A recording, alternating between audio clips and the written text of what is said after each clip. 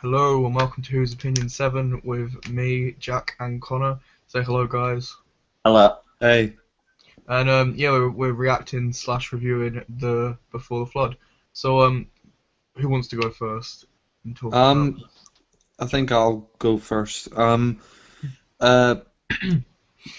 we did uh, Under the Lake a couple of days ago. It was quite a late reaction because you were doing something at the time. But Before the Flood Part Two of this story, actually, I quite enjoyed it. I mean, there were parts of it where I was a bit confused at what was going on, but overall, I thought the whole episode was pretty good.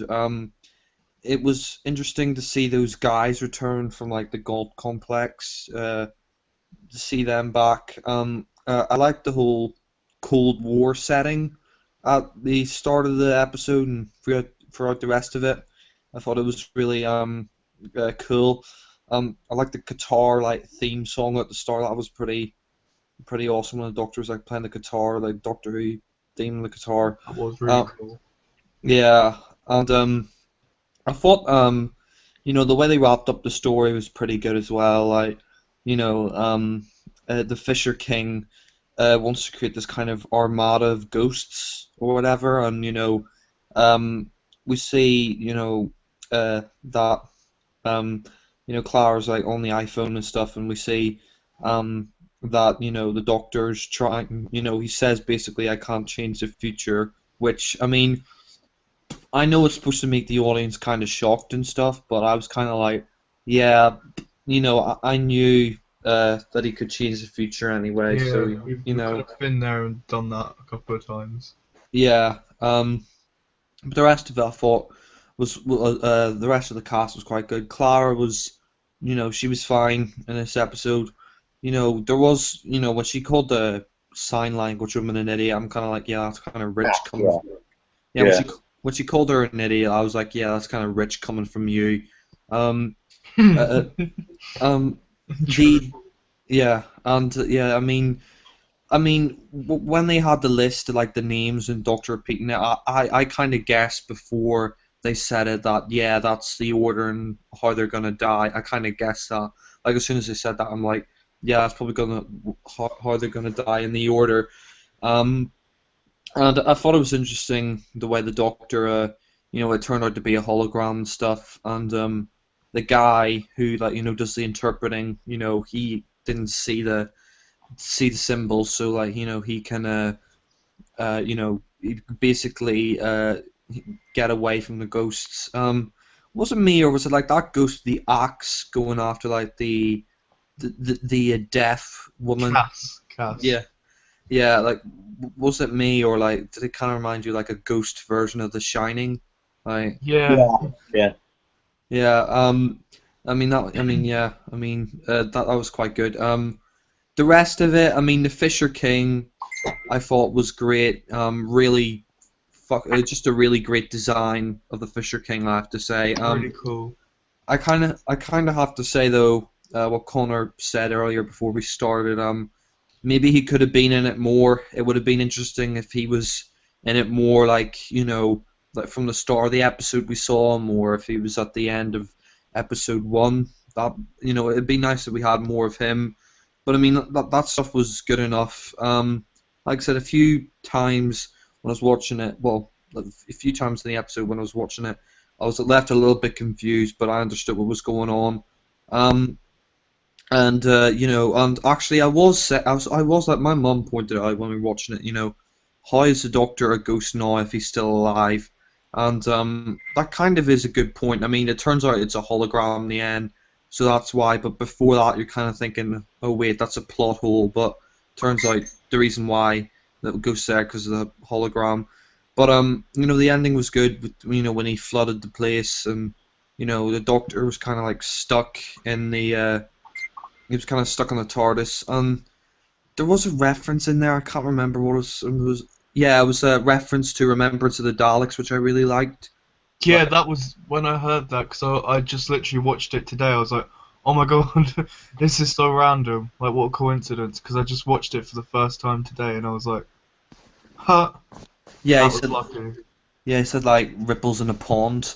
Um, Yeah. and he also said Ace as well, I think. Yeah, he said something like like be quiet, Ace, or something. I need to rewatch it a couple of times. Yeah, but And that, like but Amy and Martha were mentioned as well, and Rory, Rose. yeah, but yeah, that was quite good. The ending of it. We also had a reference, I think, to Blink with the prepare for departure and all that. That was good. I kind of like the way the Doctor like the way she's on the iPhone. He has to like flip the screen like Yeah, that was and cool. yeah. Um, but overall, I thought the episode was good. It went a lot faster than last week's episode. I really did like last week's episode, but parts of it, you could have picked up the pace. But I guess it was building suspense. But the only thing I didn't really like was the way the sonic glasses kind of solved the situation in a way. I mean, here's the thing: the Sonic glasses. I'm just not really a fan of them. I mean, we've just got the screwdriver, and it's got rid of, but immediately we get a replacement. I can understand if he had no Sonic, that'd be a lot better, like no Sonic anything. But we have Sonic glasses, and it's kind of like, what's the point of having Sonic glasses if you just got rid of the screwdriver? What's the point of getting rid of the screwdriver in the first place if you're just going to replace it with something Sonic immediately? So, I hope for the rest of the series 8 he doesn't put on the Sonic glasses as much because, it's kind of like, I don't know, I'm not a fan of them. I just don't see the point. It's like, if just keep the Sonic if it's just kind of like a cop out. But overall, I thought the episode was pretty good, and I'm gonna give it a 9 out of 10. Oh, fair enough. Um, I think I'll go next. Like, I really like this one. I was like, the beginning bit where it kind of was like breaking the fourth wall when he was talking to us. Like, I heard rumors about that, and I was a bit like, oh, it's gonna be a bit crap. But I really liked it. Like, it worked quite well about him giving this big thing about paradoxes and Beethoven. And then you saw the clockwork squirrel on the thing that Clara mentioned last week, which made me laugh. And those title sequence was really cool with the guitar. I think that should be a permanent thing. Um, I really like the characters in this. Like last week, everyone was giving Cass, a deaf character, lots of praise, and I was like, yeah, she's good, but she wasn't that great. She really like deserved the praise here because she did quite a lot. Like that scene with Moran with like the axe who's gonna kill her, and she couldn't hear it. That was really Here's suspenseful. Johnny. Yeah, it was. I really liked that. I really liked the way it was done, like the feel of that bit. Um, O'Donnell was. It was. I really liked her character. I was so like. It was the first time I can honestly say in like a long, like probably about 5 years, that I've actually felt like really like, oh no, they shouldn't kill that character when she died, like a guest star, whatever you want to call it, like a one-off character. I was like, oh, I just really wish out of everyone she could have lived. So like although she died quite quickly, I really did like her character. Like she mentioned Amy and Rose and Martha. I thought that was quite funny how she's like a fan, and like when she was like squealing about it bigger on the inside. And you could really see her being an actual companion with the Doctor, I think. And it was quite. It was nice to see the Doctor different light when he was quite like a bit of a dick. When he was like, when that other guy said like, you knew she was gonna die, you kind of let it play out. You wanted to test it, and it did annoy me when he was like, I know that I'm gonna save them. That I'm gonna have to save them. That go back and save them because I have to save Clara. Like that annoyed me, and Clara was being a dick again on the phone. Like you owe me, blah blah blah. Like piss off. I can't wait for her to die. She was quite good in the episode, I suppose. It did annoy me when she was like rude to Cass, because it's like she's a lot better than you are. Overall, I liked it. Like, I agree that the Fisher King, he was awesome. The design was great. Should have been in it a bit more, but I've got a feeling he's gonna come back because like the way he kind of accepted his death, he kind of just opened up his arms kind of wide and just let the flood get him. I kind of think, I don't know. I think he's escaped somehow. I hope. It's like He Titanic. I'm flying. Oh god! Like, was it just me, or did you think like his design, like his feet, kind of reminds you a bit like the Teller last year? Yeah. I think like unlike because normally we get a great villain like this, and they get like they either like at the end of the episode they fall in love or they turn out to be good. So at least for once, we've got this villain. He reminded me a bit of like that Ice Warrior from Cold War, the way he was kind of just like really like ruthless, and it just gave me a bit of a Cold War vibe. Like, yeah, I really liked it. I loved the ending as well. Like, I kind of agree with Jack that although I don't mind the Sonic glasses, I don't really see the point of them changing them from Sonic to Screwdriver. There was no real point if they're just gonna be the same thing. But hey ho, it worked. And I like that. Well, like Cass and is it Loon? Lon. Lon, yeah. But like I like that bit where he kind of told her to sign that they loved each other. And like Clara mentioned, like for once she's mentioning Danny but not sobbing about it, which is quite nice to watch. And the ending was quite funny as well. We kind of just shrugged at the camera. Actually, yeah. Sorry, that bit like they're in fall in love. I thought that was a bit cheesy. I forgot to mention that, but I thought it was a bit cheesy. But yeah. It is. No, I agree. I thought it was like I didn't really see them in that way. I thought they were just kind of like best friend, kind of that kind of love. But I don't know. It kind of worked, and I like the way that the ghosts are still out there. Like Unit have got hold of them, and I don't know what you guys thought about that, but I don't know. There's just like this whole two-part in general. It summed up quite nicely. Like yeah, it's quite complicated, timey-wimey, whatever you want to call it. But I'll probably have to rewatch it a couple of times and then make. Yeah, I think as a final two-parter it works. Yeah. Yeah, I don't know about you two, but I think this could be one of Capaldi's like, like each Doctor has a like standout episode that you all think, oh, that's a classic Tennant, that's a classic Baker, that's a classic Hartnell. I think this could be the classic Capaldi. But yeah, I don't know what I'm gonna rate it. I'm gonna rewatch it and I'm gonna give my full review. So watch out for that. Connor, do you wanna say what you thought? It was a good episode. It seemed to me like it was written more for suspense and for intrigue and stuff like that. Felt a bit like a really stripped back horror short film. It was good. I mean, that's not a criticism. The characters were really good. The bit that annoyed me a bit was killing off O'Donnell so close to the beginning. Same. Like, as someone who last week, I'm pretty sure most people, if not everyone, considered to possibly be a future companion or someone that's got that thing that the companions need, that companion material. Completely agree with that. Like the way she was killing her like that was, it was a bit of a bad move. But otherwise, not much action. Was a bit talkative. Didn't really find it as difficult to understand as I thought I would have. It took a lot from previous episodes. For example, Blink with the protocol. Pretty much the whole theme of the episode being the bootstrap paradox and stuff like that has been used millions and millions of times. So it's not any more difficult to understand than the previous times it was. Fisher King was very, very good. Great design, great voice. It was the sort of monster that could really cause some destruction and some trouble for the Doctor. But unfortunately, he was underused, which seems to be a really, really, really big problem with these kind of monsters that are really good. Like the Teller was a bit underused. The Fish King is now being underused. You know what was completely underused, in fact wasted? That mummy in the Rings of Akaten. I mean, that was a great design, but they didn't even use that. Yeah, that was. Well, there was way too much stuff in that episode, Rings of Akaten, I think. Yeah. Way too much. One of the best bits was the scene where kind of like all the sound faded out with Cass walking down the thing. And you could just hear the ghost of Moran trailing the axe along the floor. And then just that moment where he lifted the axe up to chop down on her head, as it would have been, and she moved out of the way. I think that was like something out of a horror film. That was really gripping. Yeah, that was the most suspenseful bit of the episode. I liked the setting and the colour scheme of the episode actually the most because it looked horrifying and dark. The setting was really good.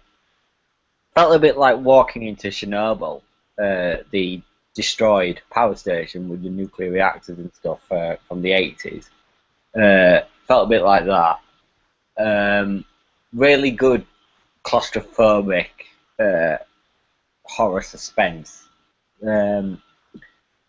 All the characters were great. The bit where Cass and Lund kissed, just I think it kind of negated the whole entire suspense of the episode. To be honest, could have done without that. I mean, just him saying what he said to her would have sufficed. Kind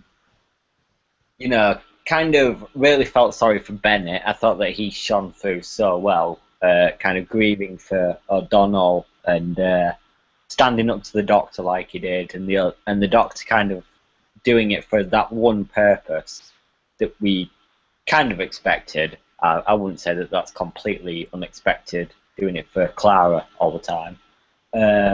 It's just Clara was a bit Series 80 in this one. She needed... Yeah, a bit too cocky and a bit too bitchy. Yeah, it was like Death in Heaven when she was like, "Do as you are told. Get here." Yeah, she needs last week's writing to really be the companion that she can be. This week she just fell from grace. She was just half of what she was last week. Sorry, go on. No, what were you going to say? I was just going to say, I kind of feel that with Clara, they just don't know what to do with her. Like, they've got, I think the first 3 episodes of this year have been a bit Series 7 Clara. Then, Yeah, they don't know whether to underuse her or overuse her. Yeah, it's kind of like, in The Magician's Apprentice, she was Series 7. Then in The Witch's Malay, she's kind of Series 7, Series 8, like a perfect mixture. Then last week, she was definitely Series 7. Then this week, she's like Series 8. It's like, can't we just have like a Clara that's not... I can understand characters change and develop and stuff, but it just feels really forced, and you can't relate to that character when they change so much. Yeah. But The first 2 minutes, the pre-titles thing was very good. Thought that like just having kind of Capaldi where he's actually looking directly at the camera, breaking the fourth wall, and speaking about the bootstrap paradox and Beethoven, and him composing all those Beethoven pieces. That was kind of like, wait, it's just the Doctor. Just focus on the Doctor and get a bit more of Capaldi's character, and give him a bit more time to expand his Doctor a little bit further. Thought that was really good. The theme tune I quite enjoyed actually. And I liked how they used it at the end as well with the next time thing briefly. The music in the episode was phenomenal actually as well. But I think since like last year, the music's been flawless. To be honest, it's been really good. Prentice was a bit annoying, but typical Savolian, really. I mean, they're just so cowardly and shit that it's. was it just me, or did it feel like he was getting a bit like kinky when he's like, Yeah. invade me if you want? I was like, Yeah, oh the god, bit where 50 Shades of Grey, 50 Shades of Grey. Yeah, the bit where he said that there's things in that ship that you can use to oppress me. The way he kind of said it was like he wanted the Doctor's dick. Yeah, it's like he wants to be like shackled up and chained and like whipped. Yeah, that was a bit. Yeah, that was funny though. But Ugh. Like him and David Walliams. Feeding his accent. feeding him shit in the cage. Oh god. Oh god. Yeah, the accent of the fucking Prentice was a bit annoying. But other than that, it was a good episode. I'd give it like a 7 overall. I'd give the 2-parter as a whole as well. Probably a 9 or an 8 or 9. I can't really decide. Maybe an 8. Fair enough. I'd probably give... Oh, I don't know. I'm gonna have to rewatch it a couple of times. I can't... I don't want to, like, be like really over dramatic about it. Like, oh my god, it's 10 out of 10, and then like next week I'll regret it. So I'll rewatch it and then I'll... Yeah. As a two-parter, I'd probably give it a 9 out of 10. Sorry, didn't mention that. No, that's alright. What do you all think about next time? It actually looks surprisingly good. This is one that I thought was overhyped to infinity and beyond. Like, it's been overhyped like no other. I mean, even Listen would fucking sit down and cry at how hyped fucking The Girl Who Died and The Woman Who Lived is. But All because of one person. yeah, all because Maisie Williams is in it. But it looked surprisingly entertaining. The Vikings, Odin, Maisie herself, she was playing a character that was a bit too similar to her. She looks like she's playing a character, sorry, that's a bit too similar to what she plays in in Game of Thrones. But she actually sounded very good. Sounded a lot more angry and a lot more menacing than she normally does in Game of Thrones. So in that trailer, was she like grabbing the Viking guy? Like, I thought she looked like she was kissing the Viking guy. Yeah, I think she's gonna be a bit of a fucking flirt. I don't know. Oh god, she's gonna be River Song. Yeah, she might want the Doctor's dick as well. Who knows? But I can't. After watching that small teaser of her, I can't really see her being a returning character now. I mean, that's kind of changed my mind a bit. But yeah, overall, it actually looks very good. What do you think, Jack? I think next time looks it looks pretty good actually. The whole Viking era, interesting period. I mean, we haven't really, well, we have once before, I think, with Hartnell in the Time Meddler. Although the only thing kind of annoyed me a little bit is the horns on their helmet. That's kind of... I was thinking that. Yeah, that's an inaccuracy, I mean, they did the same thing in Time Meddler, but, I think now that they know they shouldn't have had those horns on the helmet because Vikings didn't wear them on their helmet, that was an historical inaccuracy, but it looks interesting. The robots, I don't know, maybe the robots will be good. I was actually thinking, this might turn out to be the robot of Sherwood of the series, because we had Series 8 last year. Kind of looks like it'll be a little bit more lighthearted. Yeah, I thought that. It looks more like Blackadder. Yeah, it looks like it's going to be the robot of Sherwood of the series, but that wasn't a bad thing. I mean, I think that's a very underrated episode. I think that's actually like quite a good story from Series 8. But yeah, I mean, I hope the robots aren't like dinosaurs in a spaceship where they have those kind of stupid voices. You're naughty. Yeah, but it looks interesting. Is it a two-parter as well, or is it? It's linked. It's a two-parter, but with a difference. So. Yeah. Oh, so it's not like directly a two-parter? No, it's not just... something that's been linked. Well, it is linked, but it's not like a two-parter that you'd normally see. It's not like one or last one. So is it more like Turn Left and Stolen Earth? A bit. Yeah. It's not going to have like a cliffhanger, I don't think. Yeah, Right. it's supposed to be a complete story, but it's still got a to be continued thing at the end. But yeah, I mean that's the kind of thing with with A Good Man Goes to War. It's kind of like the third part of the Rebel Flesh, almost people in a way, but it's not because it's decided to be continued at the end. Yeah. It does lead into that episode does lead into Good Man Goes to War, but yeah. What I was going to say is next week we find out about Capaldi's face a bit more. Like, he realises how he got it. I've heard on Twitter or from... Yeah, he was born with it. Yeah, I think it's Gallifrey Base, actually, because there's people on there that watch it early. Oh, I think I saw this. Go on. It's supposed to be a massive anticlimax, and it's supposed to be just a flashback and a bit of garbled dialogue, and that's it. Yeah, so I heard that. Yeah, don't expect much. So. But then again, you never know. Like maybe episode is it 6 might be a bit more. Like maybe it might mention it a bit more. Who knows? Who knows? Who knows who on Doctor Who? Doctor Pooh.